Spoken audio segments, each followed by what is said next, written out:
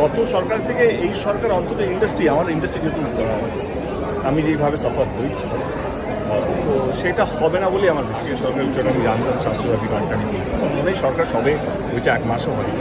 এই সরকারকে সুযোগ দেওয়া উচিত, এই সরকারকে টাইম দেওয়া উচিত এবং সব কিছু সিস্টেমটাও নতুন এবং ওনাদের এখনও মন্ত্রী সভা পুরোপুরি অ্যানাউন্স হয়নি।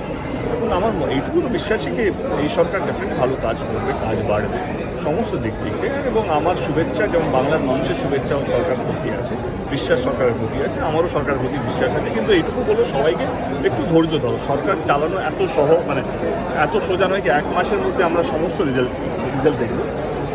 এই সরকারকে আমার মনে হয় 1 বছর সময় দেওয়া উচিত। 1 বছর আমার মনে হয় যে কোনো সরকারের ডিসিশন এবং এক্সিকিউশনের মধ্যে 1 বছর গ্যাপ থাকে, 1 বছর রেজাল্ট আসতে লাগবে। আমার মনে হয় এই সরকারকেও মিনিমাম 1 বছর দেওয়া উচিত যে কীভাবে কাজ হচ্ছে, রেজাল্টটা দেখার জন্য।